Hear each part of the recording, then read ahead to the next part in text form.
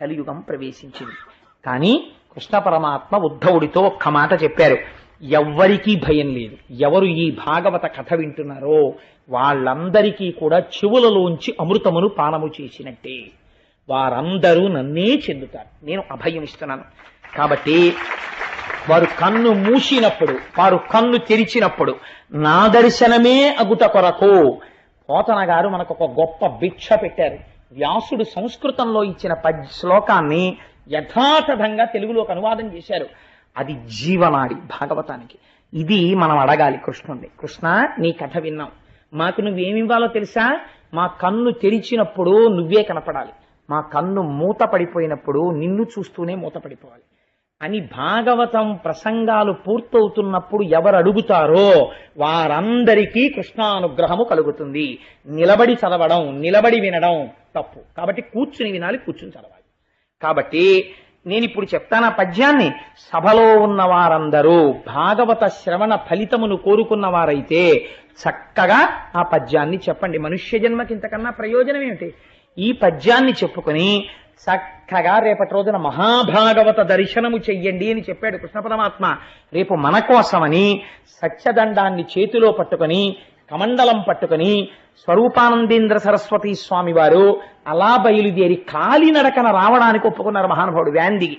అక్కడి నుంచి నడుస్తూ అందరికీ కనపడేటట్టుగా నారాయణ నారాయణ నారాయణ నామపురస్సరంగా ఆశీర్వచనం చేస్తూ వారి వేదిక మీదకొచ్చి వారు రేపటి సాయంకాలం శ్రీచక్రార్చన చేస్తారు. అంతటి మహోత్కృష్టమైన ఘట్టాన్ని రేపు మనం తిలకించి శ్రీచక్ర తీర్థాన్ని తీసుకుని పవిత్రులం అయిపోదాం.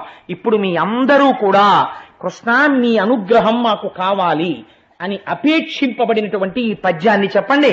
నేను చిన్న చిన్న పదములుగా చెప్తాను, చక్కగా చెప్పండి. ఏకకంఠంతో గట్టిగా ఆ గురువాయూరప్పకి వినపడేటట్టుగా స్వామి కోరిక నువ్వు తీరాలి మాకు అని చెప్పండి స్వామికి. ఎవరెవరు ఈ కృష్ణ పరమాత్మ యొక్క కథ వింటున్నారో, ఎవరు ఈ పద్యం చెప్తున్నారో వాళ్ళకి మాత్రమే ఈ ఫలితం దక్కుతుందని ఒక ఫలశ్రుతి చెప్తారు చివర. నగుమొగమున్ సుమధ్యమును నల్లని మేనును లచ్చి కాటపట్టగు ఉరమున్ మహాభుజములు అంచిత కుండల కర్ణముల్ మదేభగతియు నీలవేణియు కృపారసదృష్టియు కల్గు వెన్నుడిమ్ముగ పొడసూపుగాత కను మూసిన ఎప్పుడు విచ్చినప్పుడు ఈశ్వర నా కన్ను మూసినప్పుడు, నా కన్ను తెరిచినప్పుడు కూడా నువ్వు నాకు ఎలా కనపడాలో తెలుసా?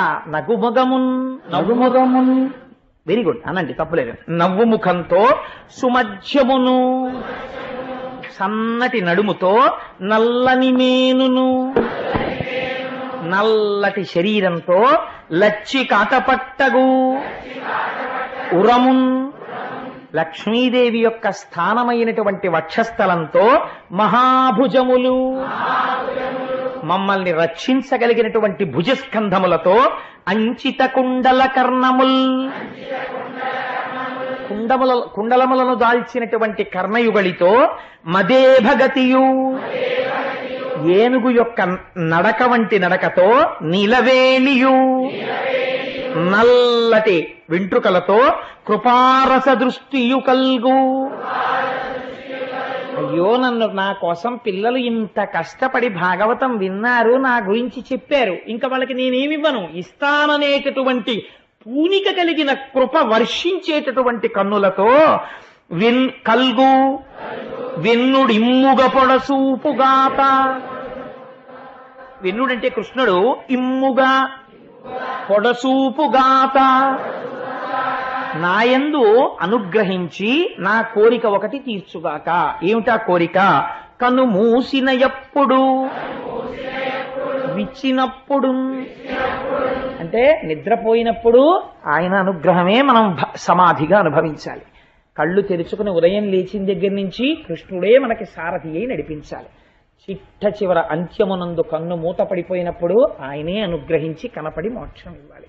వేరొకసారి నాకు జన్మ వద్దు, స్వామి నన్ను ఇలా అనుగ్రహించు అని గొప్ప పద్యాన్ని పోతన గారు మనకి భిక్ష పెట్టి పూర్తి చేస్తూ అంటారు. ఈ కథ విన్నను వ్రాసిన ప్రకటముగ లక్ష్మి యశము భాగ్యము కలుగున్ చేకుని ఆయువుగనుడై లోకములో నుండు నరుడు లోకులు పొగడన్. ఎవరైతే ఈ భాగవతంలో ఈ ఆఖ్యానమును వింటున్నారో, ఇది విన్నటువంటి వాళ్ళకి, ఇది వ్రాసినటువంటి వాళ్ళకి, వీళ్ళందరికీ కూడా లక్ష్మీదేవి యొక్క అనుగ్రహం కలుగుతుంది, సిరి సంపదలు కలుగుతాయి, ఆయుర్దాయం కలుగుతుంది, ఏమైనా ప్రమాదాలుంటే తప్పిపోతాయి. వాళ్ళ బ్రతికినటువంటి బ్రతుకు ఎలా ఉంటుందంటే, లోకంలో ఉన్న వాళ్ళందరూ ఏమి మహానుభావుడండి, ఏమి మహానుభావుడండి అని ఆయనతో సంగమును, ఆయనతో బంధుత్వాన్ని, ఆయన్ని చూడాలని, ఆయన దగ్గర వినాలని, ఆయనతో కలిసి ఉండాలని కోరుకునేటట్టుగా జన్మ సార్థకత పొంది నడుస్తుంది. అటువంటి కీర్తిని కృష్ణ పరమాత్మ కటాక్షిస్తారు అని ఒక అద్భుతమైనటువంటి ఆఖ్యానముతో వాళ్ళ ఉపన్యాసాన్ని పూర్తి చేస్తున్నాను. నీలమేఘ శ్యామ గోవింద, పురాణ పురుష గోవింద, నందనందన గోవింద, పాప విమోచన గోవింద,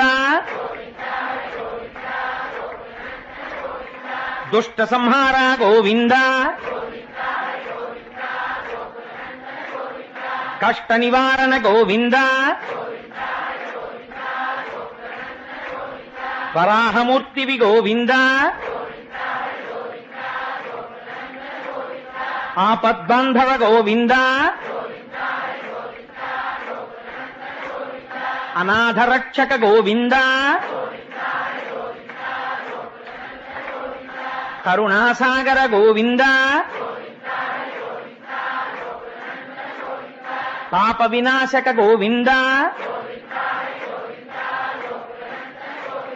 పాహి మురారే గోవింద,